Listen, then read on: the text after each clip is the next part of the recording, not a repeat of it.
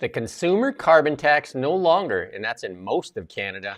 Today is Tariff Day. Some people are calling Liberation Day. I don't know what's going on with that. But election 2025, lots and lots and lots in the election.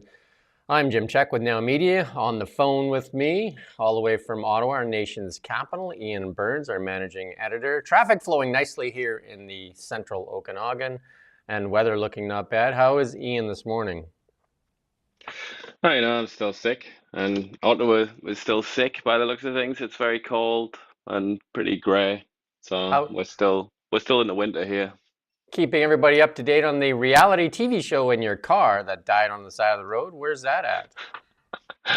Um, the turbo has been destroyed, the engine is also dead, and I'm now waiting for the manufacturer to get back and say whether or not they're going to replace the engine on their faulty equipment. And then they said to you that they'll replace, maybe possibly replace the engine, but you still got to fix the turbo, which is $8,000. So just like really, like holy cow, right? Yeah. I mean, I'm not exaggerating, and I know you're gonna hate this and disagree, but I just don't like cars. I'm sorry. I know in a lot of people's minds that makes me like less than human, but Mm. I really, really do not like cars. I wish that we just stuck with horses. There you go. And well, I mean, it seems odd, and they also gave you an auction price for your car, which is what is it? What's the year of that car? 2016. 2016 Kia Sorento, That's right, yeah. and you paid 125,000 kilometers. and Pretty all right. you paid 25 grand for it, and they offered you 500 bucks for Yeah. Which is a little bit silly. I mean, I might as well break into the lot and steal the catalytic converter, and I'll get more than that for it, probably. it. There you go. Well, let's get into it though.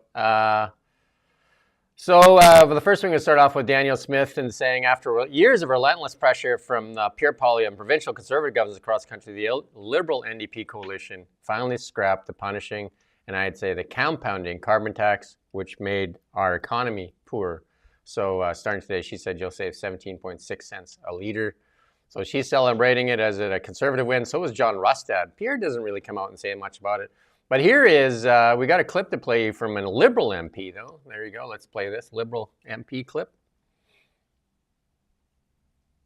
It's a big day today. It's the first day that we see that the carbon tax has been canceled. So if you watched yesterday, it was 154 to fill your tank, and today we're at 134.9 to fill your tank, which makes a big difference in your pockets. So we're happy to see that Mark Carney's team is moving forward with cutting the carbon tax for consumers, and we will, of course, continue to roll out what else we'll be doing for Canadians during this election. There you go. There's Mona. She's wrapped herself up in some Hudson Bay gloves, too, at the end of the Hudson Bay, as well as we know it, and telling you what a great thing that the Liberals have done, getting rid of the compounding carbon tax. But before we talk about it, let's play this clip from Stephen Gibault, though, another Liberal MP, the guy that actually was one of the architects for this carbon tax. Do anything you don't want to put measures to fight climate change, and the planet and Canada can go to hell in a handbasket. He doesn't care. But if you're serious about fighting climate change, this is not the only way, but the best way of doing it. It should be the number one tool in your toolbox of fighting climate change. So there you go. The best tool in the toolbox was scrapped yesterday. And Liberal MPs coming out and making it sound like that it was a victory for the Carney's Liberals have scrapped it. But Stephen Gibault, not so happy. Well, this is a prior clip, though, to be fair. I feel like I just have to say once again, I mean, basically we have to say this every single day, don't we? I mean, I don't know, how else can I say it? Just say it very slowly and clearly. There is nothing Canada can do to change the amount of global emissions in a significant way that are released into the world's atmosphere. There is nothing that Canada can do. Canada can cease to exist. It wouldn't really make a difference. Why on earth are senior government officials saying things like that as if it's true? Why is he saying this is the best way to fight climate change and protect Canada? that is just false. Where's the fact checker? What's Vasi doing? Why is Vasi not fact checking? I've grown so tired of hearing that. It's just so boring. It's so obviously false and stupid, and it's starting to infect my mind now. That it's just infuriating me. But as for the other thing, the Liberals claiming this, in a way, you say Pierre's not really mentioned much of it. Yeah, well, that's to his discredit, isn't it, really? Because the Liberals, the Liberal Party, which was until recently was basically a corpse lying in the street that you could go up and kick it in the head and it wouldn't move. Now the Liberal Party is like all guns blazing, and it's outdoing Pierre Poilievre in just politics, just pure old-fashioned politics. They're proving themselves to be better than Pierre Poilievre at politics. It's completely humiliating for the Conservatives, I think, because they've managed to pretend that this is like a gift from the Liberal Party, when the reality is that they had to be dragged through the mud, kicking and screaming, right till the very last second they held on to this. And then finally they relinquished it because they were all going to lose their jobs. And now they're pretending that they did it. It's like look at this great beneficence. Like, here you go, Canadians, here's cheaper gas. I mean, to be outmaneuvered by people like that, I think should be something that Pierre Poilievre is extremely embarrassed about. But And it's happened. these are the same people that said Canada was a post-nationalist state and didn't even want to celebrate like Canada Day. And now here she is, all draped in even the mittens, the Canada Day mittens, like from Hudson Bay. It's just, yeah, you can't even make this stuff up. Yeah, but look, they've got away with it though. And they are getting away with it. People are happy about this, and I think there's an idea in people's minds that this is like Mark Carney, and this is like a new era, and this is change. People were like starving for change, and now like Mark Carney apparently represents that, even though he's been a pretty fundamental part of the Trudeau government for a number of years. Yeah. And Well, we're gonna. speaking of Trudeau, who's ever thinking about that guy? He's just gone. He's just disappeared from the face of the earth. He's He's not kind of even being mentioned. he's kind of been Joe Biden, right? They didn't want him on the campaign trail because they don't want to hear from him, because usually, even in this regard, they would actually have him out there stumping for, a couple of the MPs, but they're just basically, I guess the message is he's too toxic to be out there. Yeah, but I mean, obviously, what makes that so amusing is that you have Jean Chrétien wobbling around and chatting to the press and doing all Yeah, sorts of things, because he's a former prime minister that people quite like. But then Trudeau is just like locked in some sort of safe room somewhere, isn't he? he's locked up with Joe Biden still. But yeah, I mean, this is if Pierre Poilievre has got a lot on his plate right now, but if he doesn't sort this one out, if he doesn't fix this problem, which is kind of like a spear in his side here, then it's all going to add up and it's all going to sink him, because this is his achievement. Like, he was actually an extremely good opposition leader in terms of what your objectives might be as an opposition leader of any party. He did really well. Like, his opposite number, whose job it was for him to scrutinize, he scrutinized him so much that he made him leave his job in tears. Like, that's an enormous success for an opposition leader. This was like his main campaign point, and he won it. Yeah. He got it through. So he was actually very, very successful as an opposition leader. But now that we're into like the real game, the real sort of match is kicked off, and he doesn't really seem to be doing very well. And I just feel he needs to regroup, I think, and he needs to start bragging about things like this. Yeah, because it was this one, and then plus the capital gains thing that's now being rescinded. Those are two big wins for the Poilievre Conservatives, and like Rustad and Daniel Smith giving Poilievre credit for the axing the tax, the consumer carbon tax, but Poilievre not really going after it. I mean, there you go. But let's turn to tariffs, because that's the today's April 2nd, and nobody really knows what the tariffs are going to be. And then all eyes are on Donald Trump as he prepares to hit multiple countries with reciprocal tariffs. And we're just all wondering what it is that's happening. Yeah, and also then immediately we'll all have to think, what does this mean for the election? Because if I don't know, I mean, either way, Mark Carney has kind of set himself up to benefit, hasn't he? Because if it's negative, it's really bad news, and Canada's brutally targeted, then he just keeps up the same rhetoric that he's been using for months now.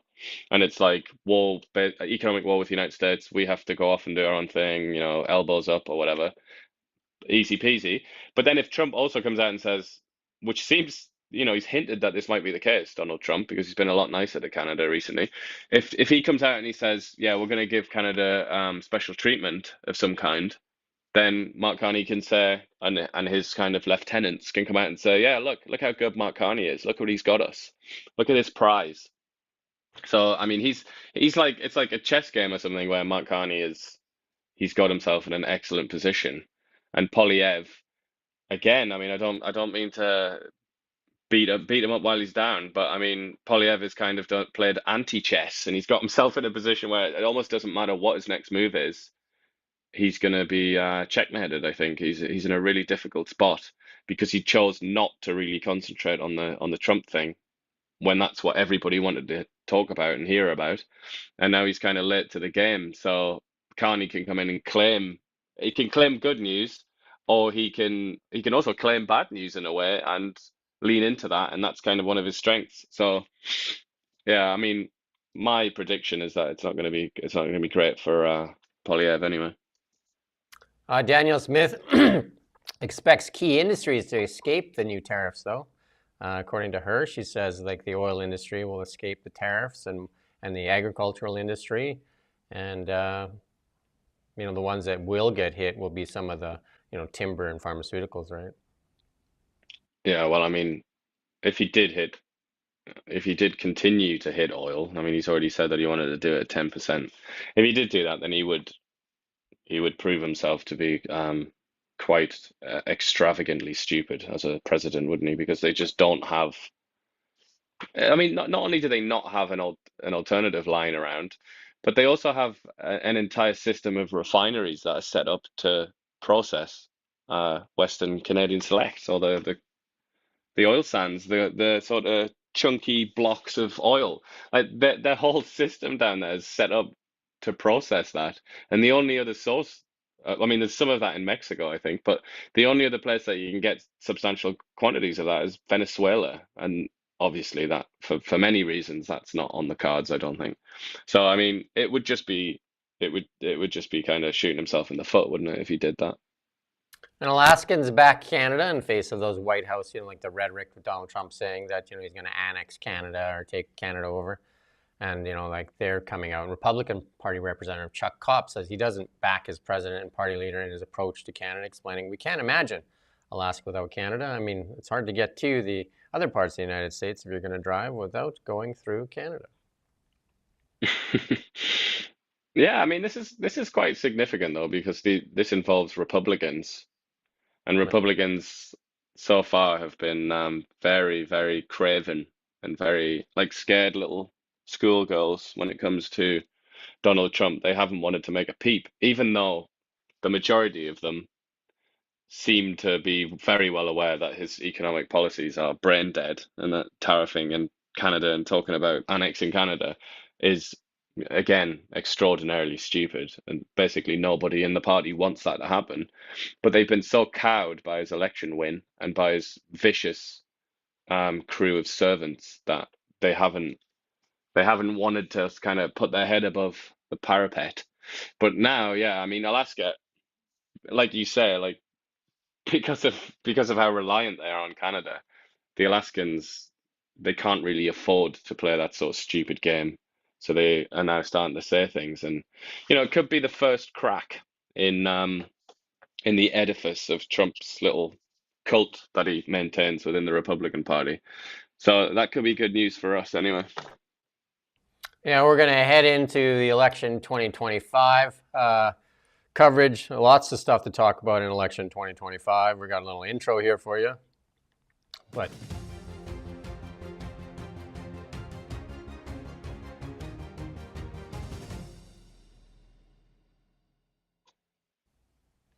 There you go. We're kicking it off with the Holly Dillon's Blacklock story. And the Liberals losing 3 MPs already. Paul Chang, obviously the one that is most prominent there. And, I watched the thing and it said they knew about this stuff back in January on Paul Chang and they did little about it, right? I mean, it's absolutely abysmal, isn't it? It's terrible. Clearly, to come out with something as reprehensible as that, you kind of that usually there are signs, It's not just out of the blue. You suggest that a Canadian citizen should be handed over to the Chinese Communist Party in exchange for a bounty. Usually, in my experience anyway, that doesn't just spontaneously come out of somebody's mouth. Usually, there's signs that they might be a little bit favorable towards the Communist Party. But I mean, what a nightmare that is. But already that's kind of buried, isn't it? Where's that gone as a news story? I think that's probably the most shocking news story in the whole election so far, and it's kind of gone. But and not just that this happened. That is in itself pretty shocking, but it's more to do with the fact that Mark Carney then said, "Nah, he's all right. He's a good lad." It's like he just said he was going to sell one of your fellow citizens to a hostile foreign power. That's not all right. But Yeah. Mark Carney said it was.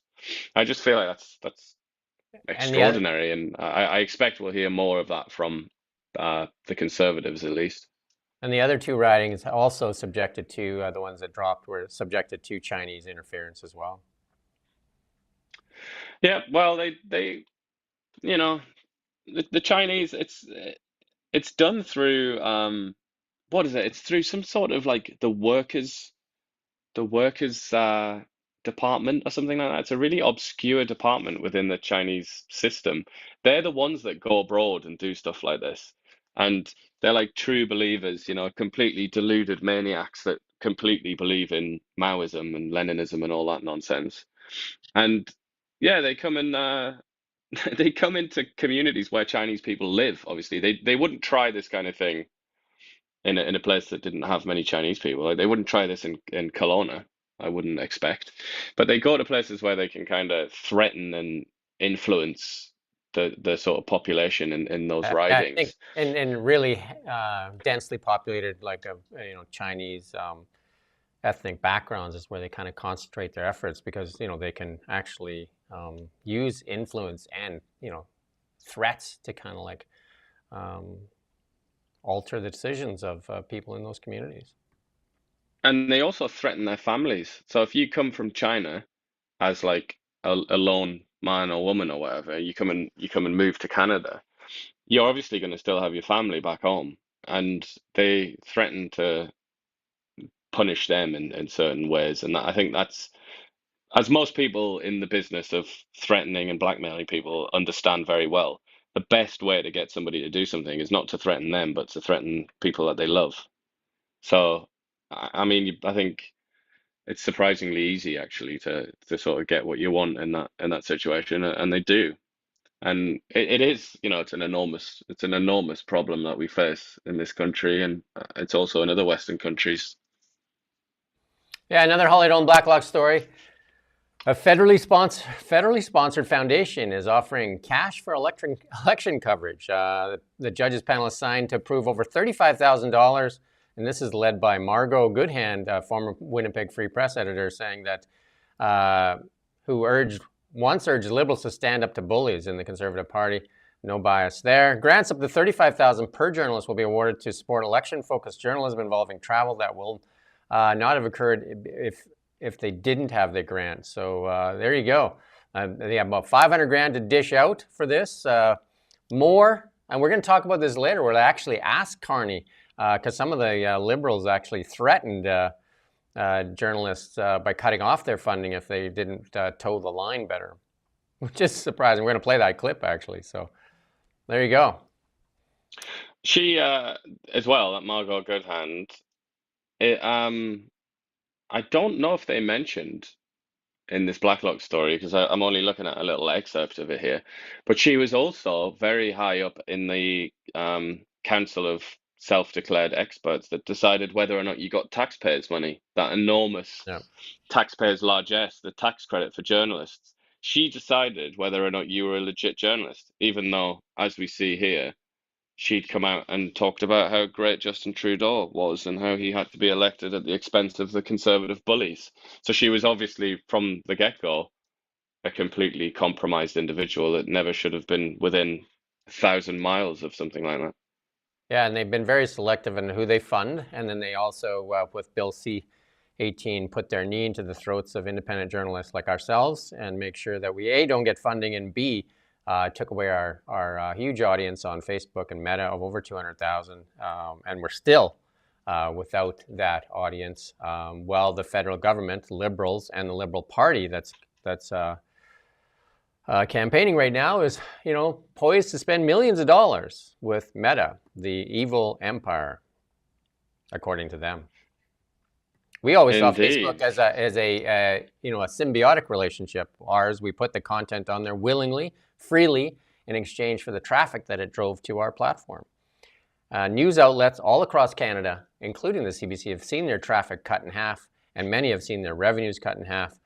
And many Canadians are reading about like 50% less news because they can't access it. And then that's the logic that the Liberals are saying is the reason that they now pay Meta to put their content up there where news outlets cannot.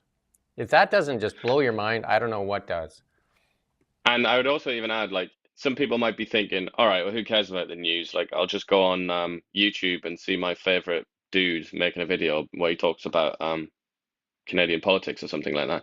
Just bear in mind that the Liberal Party tried very hard to also extend its regulations into the social media world and to prevent, in effect, they would say, they would disagree with this, but in effect, to prevent independent voices on social media too. And if they win another nice big fat majority in this election, don't be surprised if they try to do that again alongside all the rest of it, like criminalizing certain speech online and so on, because they have shown an interest in that, a very, very strong interest. It seems to be a principle that they have. So watch out for that. There was a lot of talk about them banning X for this election too. You know what I mean? It didn't get a lot of steam, but they wanted that. So they really want to control messaging. That part is very, very clear. They want to control the messaging. Indeed, because the reality is that they're not too popular when it comes to certain people. Let's just put it that way. There's a hell of a lot of scrutiny, and from certain people who really dislike the Liberal Party, and they really don't like to be scrutinized in that way. They don't like to be spoken about like that. They consider it to be misinformation or foreign influence or whatever. They don't like to be criticized, and they certainly don't like it when it comes from people that they have no control over. Yeah, so I imagine if they win a majority, not only will they not get funded, they'll probably figure out a way to make us go quietly into the night. That would be their ambition, I think, and then you can get your news from a newly rich CBC with double the funding, or you could get your news from a nice handful of supposedly private news outlets that are actually funded by the federal government. Yeah, Holly Doan's Blacklock's did a great story on that too. That like the way that it's going right now, and we're going to see it. We're going to actually see it out of their mouths. That it's basically the media that the government supports is basically an arm of the government.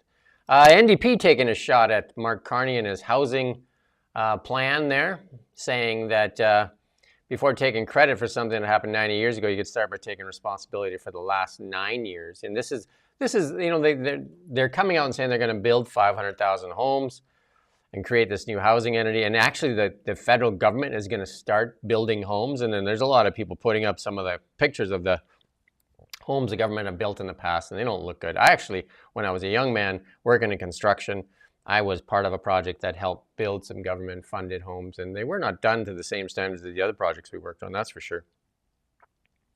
Yeah, but I mean, the NDP here is saying this, pretty obvious, isn't it, really? What they're trying to highlight here is basically, to put this in other words, they're trying to say you caused the housing crisis. So when are you going to take responsibility for having created this crisis in the first place. But the thing is, again, it's like a failure of politics. It's a failure of the opposition parties, including the NDP, possibly even primarily the NDP, if you wanted to assign blame, since they, propped up the Liberals. But the Liberals are winning the politics. They're getting away with this. They're pulling this off, and it's all based on that chap right there. It's all based on Mark Carney, and it's all based on the illusion that he represents a completely new party almost. It's like the Mark Carney party right now, isn't it? Right. And Same I people think though. it's a failure of politics. The opposition they need to break through, and they need to get it into the sort of conversation that this crisis was in many ways created by the Liberal Party. Yeah, and it's the same people too. They've changed, and it's actually he was part of that. He was the economic advisor for 5 years, right? So he was the run in the economy. You would say is well, it's always the most important thing, but he was advising on the most important thing, and look where we're at. Absolutely. And not only, yeah, I mean, as you say, the nature of this system of government that we have here, the Westminster system, it's not it's not like a dictatorship. It's not like you just have a king at the center, a president at the center that sort of makes everything happen, like the American system seems to be now. Like ministers are appointed by the prime minister at the prime minister's discretion, and they are really supposed to go off and do work themselves. They have a very important job and quite a lot of independence. And as you said, it's the same ministers. Why would they suddenly have different ideas? I mean, You that tell, would be very difficult to believe, wouldn't it? you tell me if Stephen Guilbeault is going to compromise his ideals from what he like from all we've heard from him. Do you think he's going to actually change his stripes? Yep, indeed. I mean, the guy is, yeah, that's possibly something that you could say to his credit. Like he is a very passionate person in what he believes in.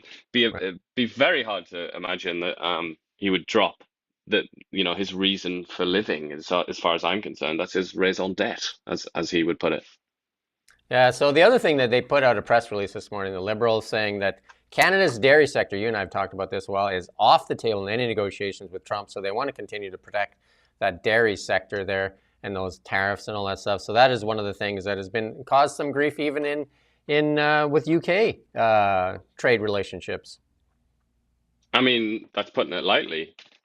In one single sentence, the reason that we do not have a free trade deal with the UK is because of supply management in the dairy sector. That's it.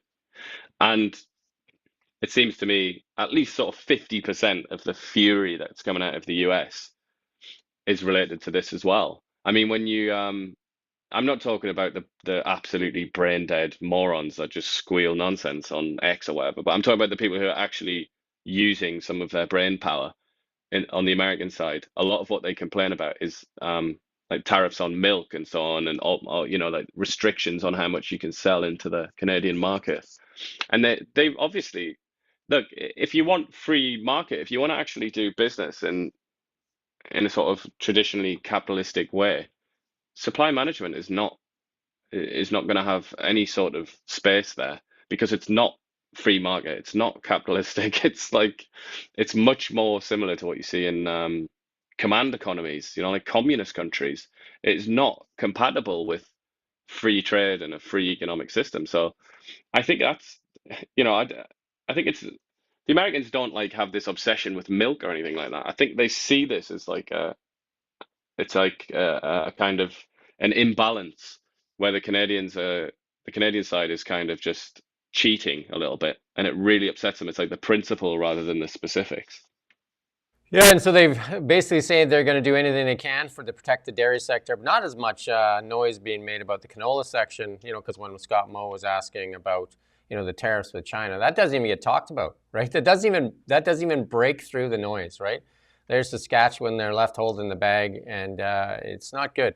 But let's move on to the Canada's beer tax rose again. That's another one that they seem to have like that April one. It's like, and maybe they think Canadians are fools because on April Fool's Day, they used to, we're supposed to raise the carbon tax, and they've done that for years. And they also raised the liquor tax. And about half of the money on liquor now is tax, right? Taxes make up nearly 46% of the price of beer. The highest in another claim for fame for Canada and the G7, because Chrystia Freeland, longtime listener, likes to claim all these things about the G7. It is now also the highest tax in any G7 country. Another, they can put that next, you put it up on the wall, put it on your whiteboard. Another number one for Canada, highest tax for liquor in the G7. I mean, it's a bit tragic, really, especially when you think of the cultural importance of particularly beer in in Canadian history, but also in modern Canada. It is a very important thing. I know a lot of people, it's very fashionable to kind of like insult beer and all the rest of it, and I'm there for most of that. But still, you can't ignore the cultural importance of particularly beer, but I mean alcohol in general in Canada, and it's just a little bit cheeky. And sorry, just to go back on that about the cultural importance of beer, that's obviously why Mark Carney the other day was pulling pints, wasn't he? He was in a bar. I think he's done it twice now, actually. Yeah. And he's come out actually maybe even more than twice. He's come out with like a beer in his hand and all. It's kind of like that should not be something that costs like $12 or whatever. Like that should be like really easily obtained and really cheap. And obviously it isn't. And the reason it isn't is because the tax man comes and pilfers And all just your money basically when you want to buy one. And just like the carbon tax, it's an escalator for the Liberals, right? Every year it goes up. And at some point, like what will it be? So Poilievre promises to axe that tax as well. And then lo and behold, maybe they axe and they'll claim that they're another victory for them as they hold up a pint of mead, as they used to call it in the UK, no? Mead is a different drink, isn't it? It's got some different ingredients in it, I think. But So, talking about the UK, I mean, it's really, really tragic over there as well. Like the land of the pub, they charge huge amounts of beer duty as well, and it's like, I just think it's something. It was an area that the governments thought that they could just get their greasy mitts on because it's bad for you, as everybody knows, which is true if you go crazy with it, but it's not really if you're a pretty moderate drinker. I think generally the consensus is that you'll probably be okay. But because of that, just like cigarettes, it's like, all right, people think this is bad. Like let's sort of add massive amounts of sin tax to it, and we'll raise some revenue from it. But I just think I mean, at some point, people surely are gonna get sick of this. They're gonna get sick of having in effect, their freedom curtailed yeah, by so high prices on something like beer.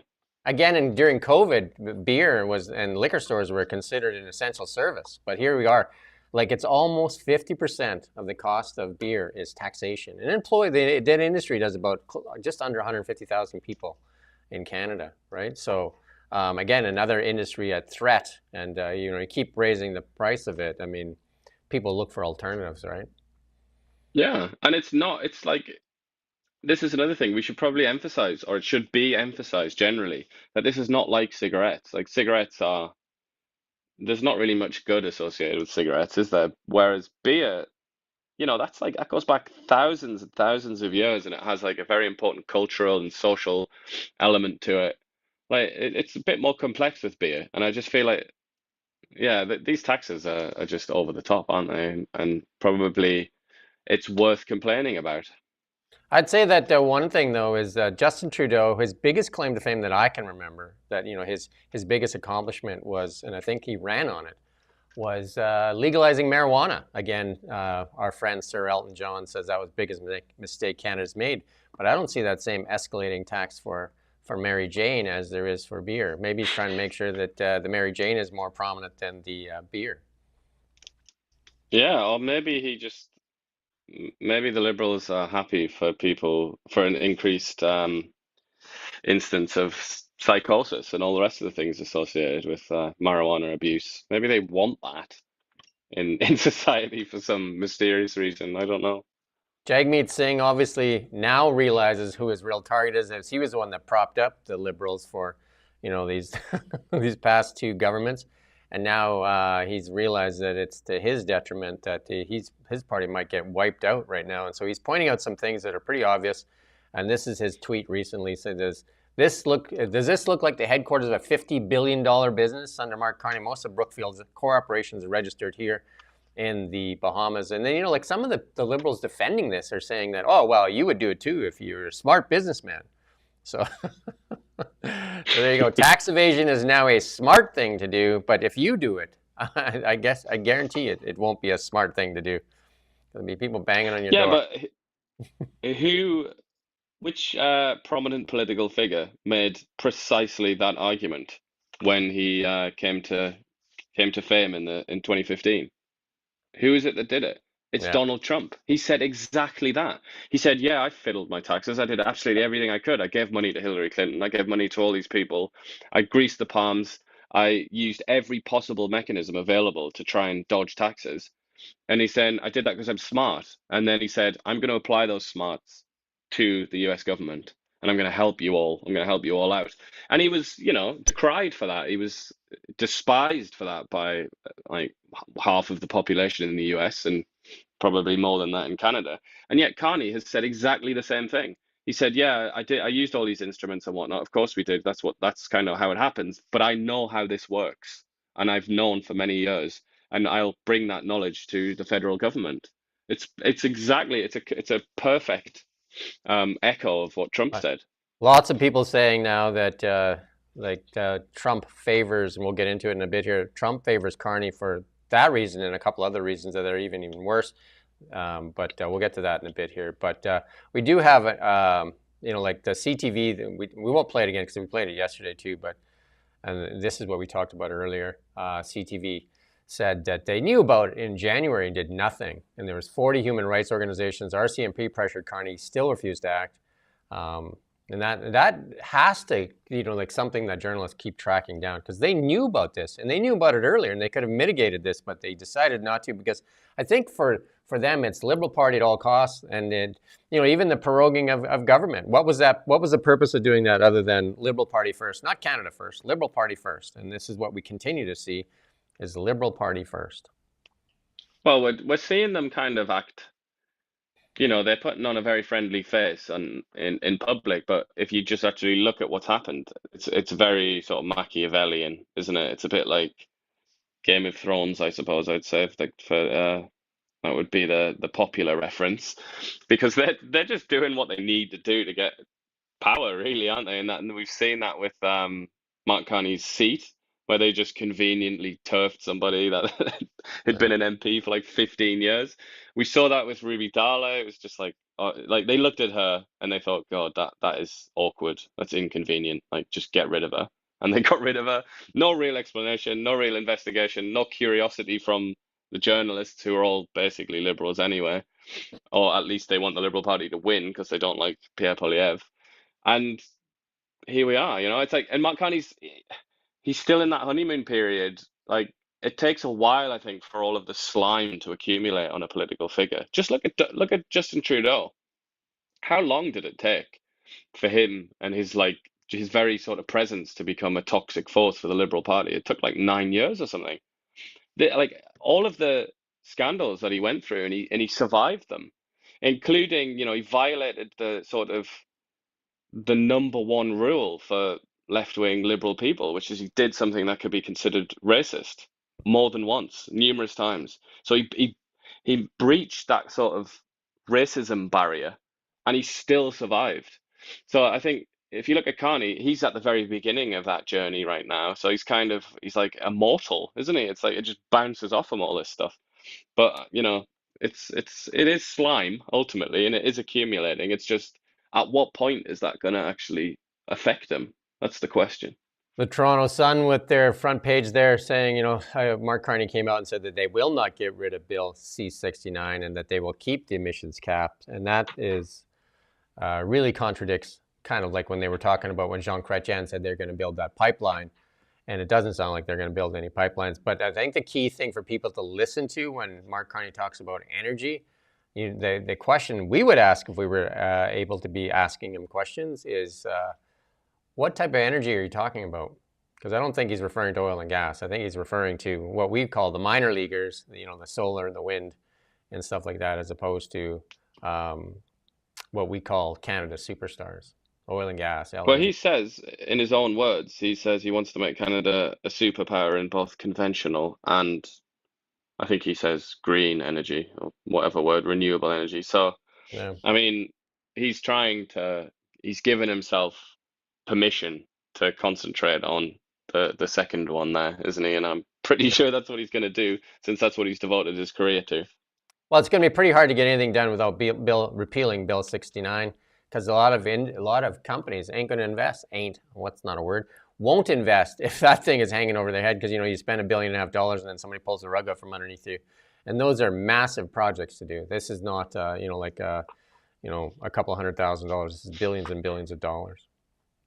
Yeah, and I'll just correct you there. Ain't, not only is it a word, but it's an excellent word, and was used by the privately educated, even the aristocracy used that word in the Victorian age in England. It's a very good word, Well, you are and that putting it ain't back. no lie. I'm going to put that back in my vocabulary then, and I'm going to have your Get it reference in point to there for defend sure. it. Queen Victoria, famously, Queen Victoria used the word ain't quite a Right? lot. It was one of her go-tos. Well, So if here you go. anybody ever tells you that, just tell There you them to go. shut up, I would say. They know nothing about the English language. I ain't going to remove it from my vocabulary then. There you go. Excellent. We got a clip here. We're going to play this here, and this is what I'm talking about when we're hearing that Donald Trump likely wants Carney to win for these reasons. Go ahead and play this clip. I'm calling it now the What's Next panel. We just want to go around the province, see how people are feeling, and see if there are any other referendum issues that they want us to put on the table. An idea that might sound familiar. Albertans have been working for Ottawa for too long. It's time for Ottawa to start working for us. In 2019, then Premier Jason Kenney launched a 9-person fair deal panel to get Alberta a better deal within Canada. This political scientist says while the two panels might sound similar, they are not. This seems to be a specific attempt to gin up anti-Ottawa, anti-Liberal attitudes in the aftermath of an election that isn't even over yet. Smith's panel proposal comes within weeks of her threat of an unprecedented national unity crisis if the next PM doesn't meet her 9 demands within 6 months. Stoking national unity crises that don't currently exist is certainly something new for the Premier of Alberta, and should be worrisome not only for the next Prime Minister but for all Canadians. I think she's articulating the so far unarticulated sentiments of most Albertans. Easterners just don't get it. Albertan sentiments will be articulated in the upcoming election. Recent polling puts our province at odds with most of the country, showing Conservatives with 53% support on the prairies versus 36% across the rest of Canada, with Mark Carney leading across Canada as preferred PM with 47%. That support drops down to 29% in our region. We're fully aware that we have been treated very badly by Laurentian Canada since before we were even provinces. So it's not alienation, it's just there's only so much you can take. Canadians head to the polls April 28th. There you go. This thing is gaining some momentum, and it is. A lot of people are now saying that is the reason that Trump wants Carney to win, so he's actually helping Carney win so that he can actually sow this discontent and maybe lure Alberta into making this divisive vote, which would be tragic for Canada. Very, very tragic for Canada. I think it would probably mean the end of Canada if it loses Alberta and then possibly Saskatchewan and then Quebec. Who knows what would happen with Quebec? I mean, that would be the end of the Federation, I think. It would completely cripple Canada. You can't, especially if you like a country with the geography of Canada's, where it's so important that you can move east-west or west-east. To have like one huge slice just removed from that, it just makes life basically impossible, doesn't it? It's impossible to maintain, and BC would suffer quite seriously there, wouldn't it? Because it would have to go through a foreign country. A Liberal majority would likely play right into Trump's plans, so which is Canadians have to be very conscious of this. You know what I mean? Like it's just like we're getting played here, and for it to switch like this too, and hopefully there's not a lot of interference going on in that regard. So, and yeah, I mean, you mentioned that, and it is obviously true, the unity crisis in terms of Alberta and maybe Saskatchewan. But then on the other hand, if the Conservatives were to win, there are many people in Quebec that see that as a golden opportunity to push their independence guff and to sort of say, look, we've got the Conservatives in, and they're not very friendly to Quebec. Like, this is our time now. We have to escape. Well, I think So it's kind of like it's trying to hold this sort of this very messy country in a way, trying to hold it together. It's like you give one side something and then the other side sort of pops out. It's kind of like whack-a-mole, isn't it? And Quebec and Alberta are two very big moles, so you have to whack. I think that the Liberals have to take some responsibility for this, because we spent the last 10 years saying Canada's a post-nationalist state. And, like many cities, I remember Calgary, many cities across Canada didn't even want to celebrate Canada Day. Yeah, well, they kept the flags down for, what was it, 6 months or something like that, for something that they had completely misunderstood and misinterpreted in Kamloops. So I mean, God, yeah, and that's obviously that's just one instance, isn't it? That the post-nationalist thing was before that, I believe, wasn't it, Yeah, from Trudeau? yeah. And that was like fundamental to his perception of Canada and what Canada was and how Canada sort of fit into the world. And then both Carney and Trudeau have said many times that they really like the way the things get done in China, like they like the way their government is. So it's just, they've been definitely, like saying there's some good things about China. We're going to play this clip here, though, by Pierre Poilievre's wife here. And that I was 17, I had moved out of the house and become 100% financially independent. By the time that I was 19, I left Montreal, moved to Ottawa. I took a student loan, put myself through university, worked full-time at the same time so that I can pay for rent and food. By the time that I was 25, a few months before I met my husband, I was still a single woman, and I had saved enough money, $25,000, to put a down payment on a little townhouse that had 2 bedrooms.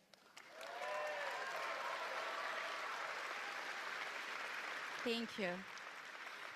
I had done all that by myself, and that was 2012, 3 years before the Liberal government took office. That was the Canadian promise we had in this country. If you work hard, you get ahead. And that is what we are fighting for, to restore the Canadian promise. So,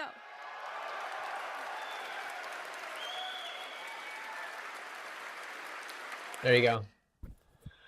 There you go, Anita. They have 2 kids, and that was a time when most Canadians could afford a home. And now, after 10 years, not so much. I wonder, like, people under a certain age, I wonder what they think. Listen to that. They probably think that she's lying, don't they? They probably think, oh, that's bollocks. There's no way that's true. And yet, it's completely true. Like, that was she even maybe over-egged it there, where she's like, if you work hard.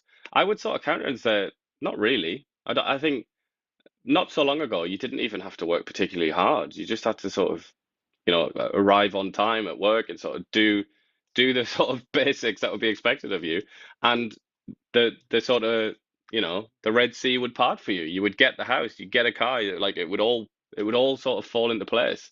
But that is not true now, and it just so happens, since we're in an election, that that's not true after 10 years of Liberal rule.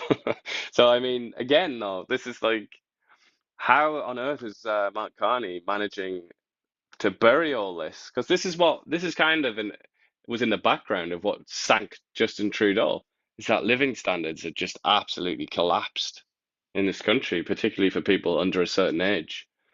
And yet now Mark Carney is at the pedestal, and somehow he's like, it's like that never happened, and he's gonna rescue us from his own party's creation. Yeah, so they've got 2 children. They were married in 2017. She's a Venezuelan immigrant, and she's quite a public speaker, and she's also fluent in Spanish, French, and English. Not too bad. I'm having a tough time just with English sometimes. No, you ain't. There you go. Yeah, I've heard her speak a few times. And then this plagiarism thing, and this is an interesting clip we're going to play. Very interesting. Listen to this very carefully, and we'll talk about it after. Post published a piece revealing 10 instances of plagiarism in your doctoral thesis. Your party responded by attacking the academic who was quoted in the piece. Some of your surrogates mentioned pulling media subsidies because they didn't like the piece. First of all, Did you plagiarize? And is this a demeanor we can expect from a Carney government? Will you attack the media when you don't like the work we do? Thank you for your question. I'm pleased that there's such interest in my doctoral thesis. It's sort of languished on the shelf for over 3 decades. I think what you'll find in the middle of that piece is a very clear refutation of these, quote, allegations by senior-most academic at Oxford, Dr. Meyer, who was categorical in her rejection of many of the conclusions that you just made. So if your question is, does a professor at Oxford, well, I think the statement of Dr. Meyer stands is pretty obvious where it is, and as I say, I'm pleased that there is intense interest in a game theory thesis of 30-something years ago. Next question. So there's also a lot out there saying that Mark Carney is plagiarizing Pierre Poilievre's speeches too, and then they play them side by side, and it shows. And I would say that that's part of his winning strategy. He's taken some of Poilievre's strategies that appeal to Canadians, and he's at least saying he's going to do them. And then same thing in is languaging, Canada strong, Canada first, and all that stuff. But one of the most interesting things in there is that some people in the Liberal Party actually threatening media with removing subsidies. That's what's hanging on media's head right now. Yeah, exactly. And as we said, you don't get something for nothing. I can't remember what song that's from, but I mean, that's just an obvious fact of life. It's a fact of the species. And so all of these media organizations that took the coin, now they have to pay for it. They're expected to perform a service, and that's why it's a bad idea in a nutshell. But I would say, just to go back to his plagiarism accusations there, I mean, talk about Oxford University and all the rest of it and these great academics. In that sort of spirit, I would say immediately he's guilty of 2 sort of fallacies, or at least one fallacy, which is appeal to authority. So rather than answer the question, rather than refute it in any kind of factual way, he just made an appeal to authority, and he just said something along the lines of the top professor at Oxford. Okay, I don't care if he's the top professor at Oxford. It doesn't mean he's right, does it? For God's sake, that's the most basic fallacy you could ever commit. It's appeal to authority. I would recommend people Google it. And then the other thing he's guilty of is a non sequitur, where he just came out and said, "Oh, I'm glad people are so interested in my doctoral thesis." Again, that's not the question. I mean, Mark Carney, evidently he's a smart guy, but he seems to take a lot of people for fools if he thinks that he can give an answer like that and have any credibility whatsoever with a serious person. Yeah, and I think that's been the game plan for the Liberals over the past 10 years, is just basically assume that Canadians won't ask hard questions. And the media has not been asking hard questions for exactly that point that reporter raised, threatening to remove subsidies, threatening to axe the CBC. You know what I mean? All these threats, and then actually saying that part out loud, the quiet part out loud, by saying watch what you say, or you're going to lose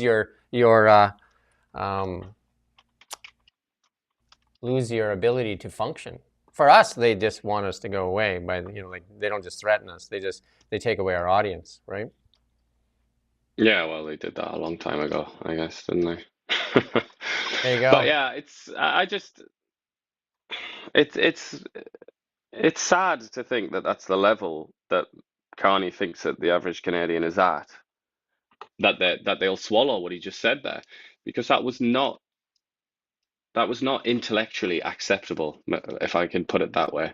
That's not what I would. Well, I actually happen to know quite a lot of people that went to Oxford University, and it is what I would expect from them, because they're very overhyped in general, I think, as a group of people. But I mean, it's not what you'd expect from a smart fella, is it? You wouldn't expect that kind of response, which is that's at the intellectual level of high school or something like that. As a response, that's not acceptable. Yeah, it's very disingenuous. It doesn't answer the questions, and it just continues along that same trend where he doesn't want to answer questions, and he kind of goes around in circles, right? And there you go. We got another tweet here saying that Canada hitting the highest rate in 58 years for Canadians leaving Canada. There you go. And I just checked it with ChatGPT, and it says, yeah, people are leaving Canada, and likely a lot to do with frustration. Yeah, well, I mean, I would like to look at the data. Yeah, I mean, are these Canadian born, or are these immigrants who've obtained citizenship or what, Yes. permanent residence? I mean, hard one. We can dig into that a little bit, but there's some sources here when I was looking at ChatGPT too as well. A little bit of local stuff. WestJet stops flying Kelowna to Seattle, shuts down the Kelowna Vegas service early, and that's in response to people cutting some of their travel and supporting more supporting Canada, and also the dollar. Definitely not very conducive to travel into the United States, right? But Porter Airlines starting a new service in Kelowna, Toronto. That's good news. There you go. Some good news, bad news. That is good news. I'm quite surprised that there aren't more domestic flights to Kelowna. It's pretty annoying that you have to go to Calgary or Vancouver usually. And we're going to talk about this. We're going to bookend this one. Cory Booker breaks record for the longest Senate speech. I think he was up there for over 24 hours. Do you think we could beat him now?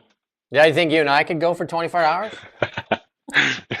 Well, they're not allowed to go to the toilet or anything. They can't eat unless they've got some food on the desk in front of them or something like that. So they're completely, it's completely raw. They don't have any.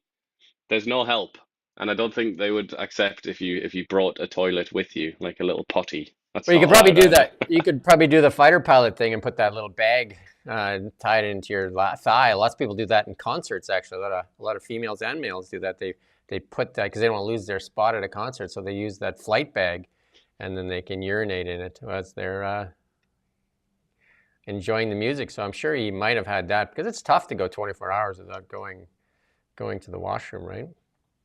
Well, I think the key in the past, people that have done this, like Ted Cruz did it, didn't he? Not for that long, for like 21 hours or something.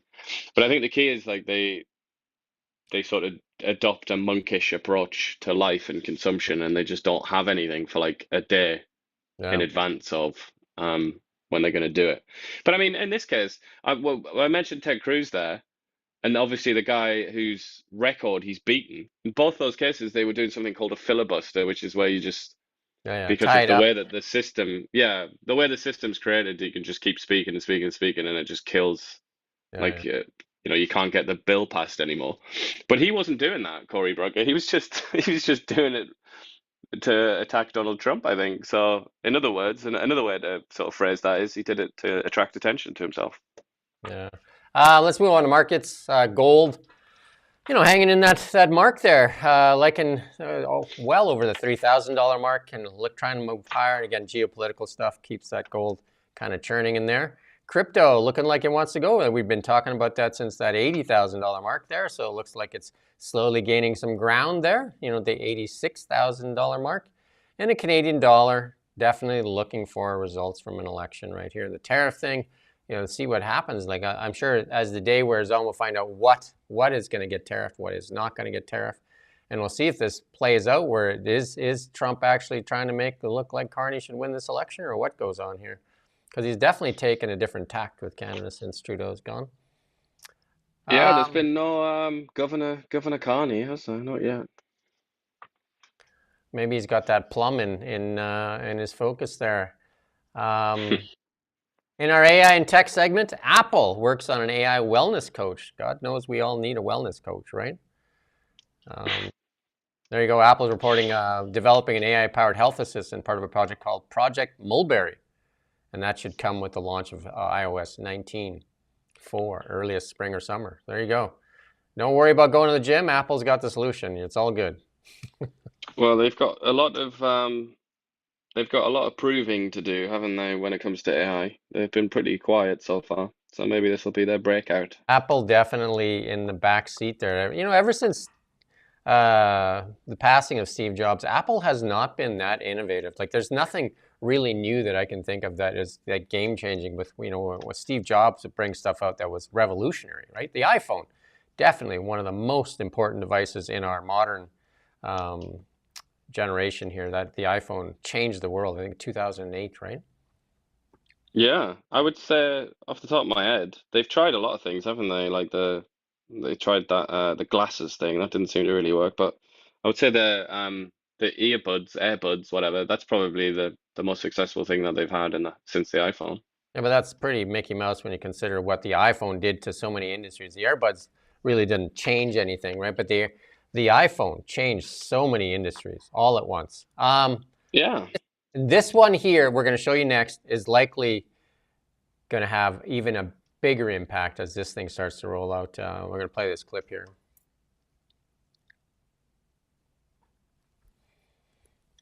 So that's, I don't know if you can hear me. The one on the left is like generation 1, and this is where we're at right now. You look at the movements a lot smoother and faster. We're starting to see this from many things. Like this is Optimus, a Tesla product.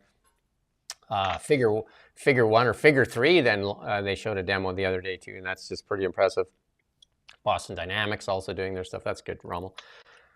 Lots of that stuff. These things, according to this thing, Elon Musk, everybody loves to hate, that will be a legion, and anybody that studied Roman history there will recognize what a legion is. There'll be a legion of these by the end of the year, and then the legion will start building its own legions. And they'll all be loyal to Caesar Musk.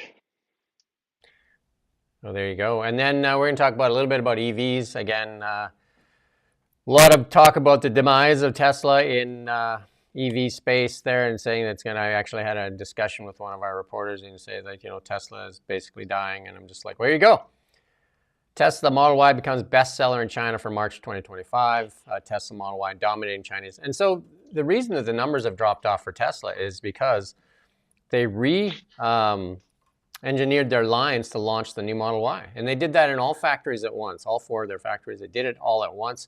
And so their best-selling car was not being sold for the last month and a half because they were retooling their lines.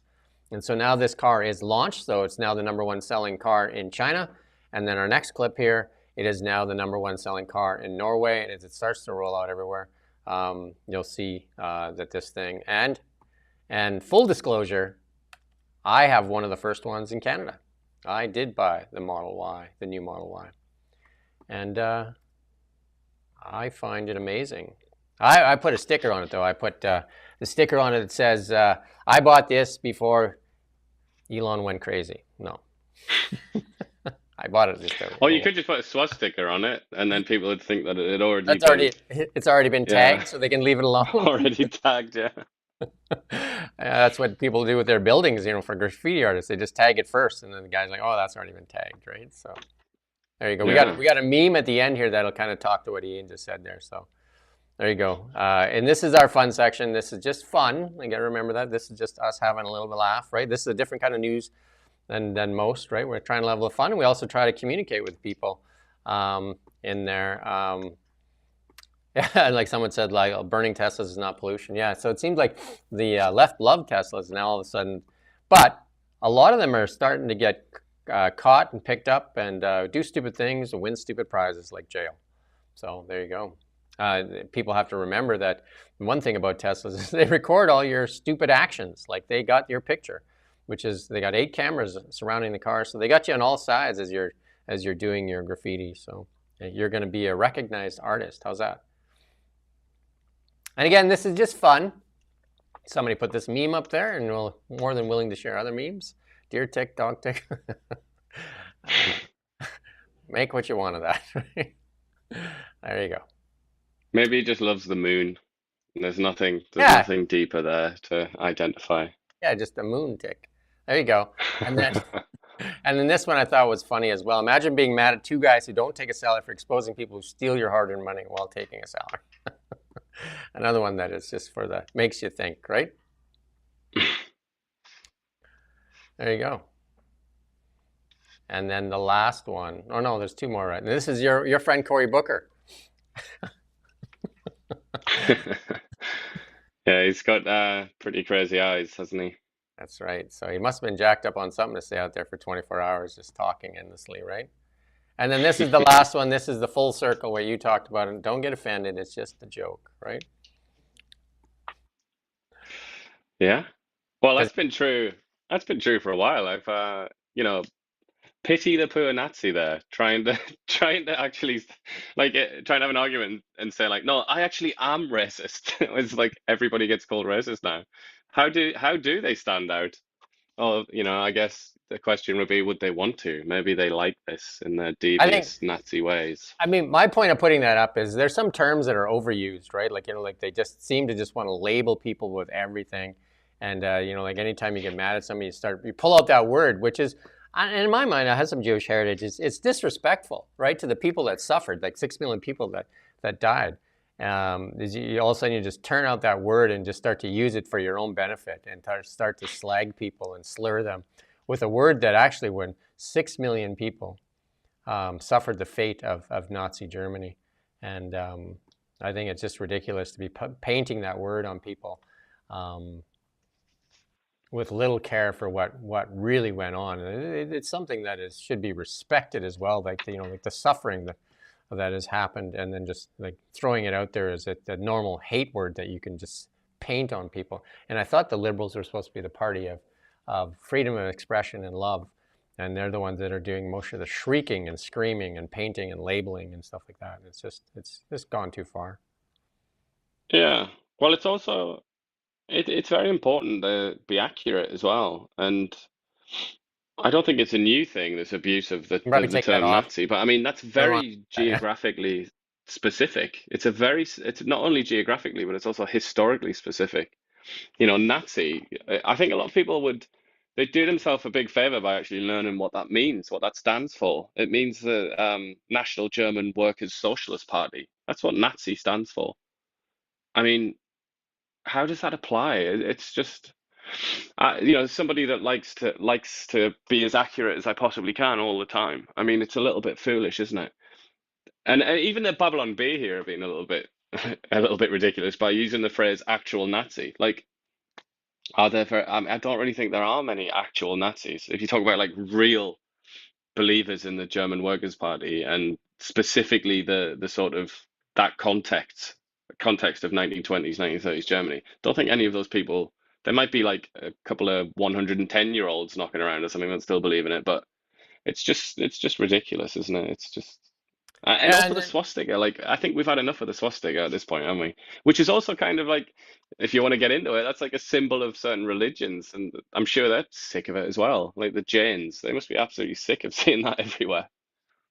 Yeah, and I think some of the words that have been used over the past since COVID, like existential threat, we've heard that how many times, and the Liberals love to use that word. I think Melanie Jolie, just go look at her tweet. She just put that out, another existential threat, and which is now the Bloc Québécois is an existential threat to Canada. Like they've overused that word. Expert is another word that I don't want to hear anymore. Mandate, like love a good mandate. Go read Mark Carney's platform. He's going to mandate the Canadian banks back into net zero. So, after they left. But what does that tell you? What does that tell you about the health and the strength and vigor of the sort of status quo and liberalism and the Liberal Party in Canada?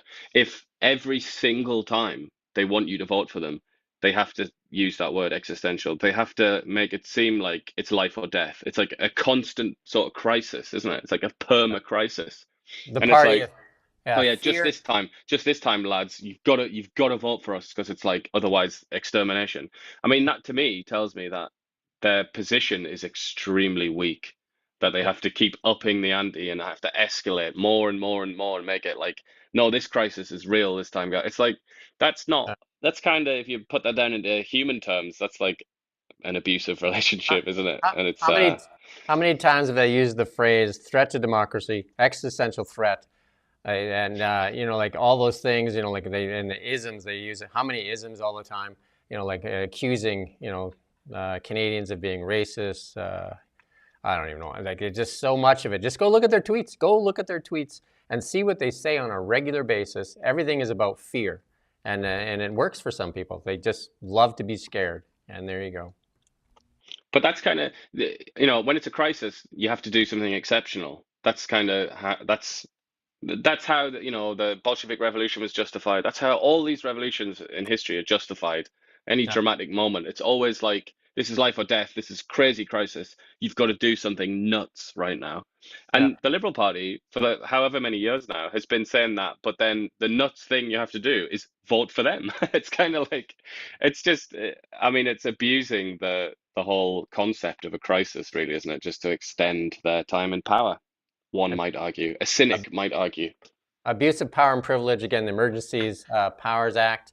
And then just recently here in British Columbia with Bill Eby trying to float the Bill 7 to take, power, like, again, unusual powers for the next 2 years so that he can, fight this existential threat that is, they just don't know how to govern. They have no ideas. And I would say, like, all the ideas that are coming out from Pierre Poilievre's camp. They're ideas, and some of them are being taken by the Liberals.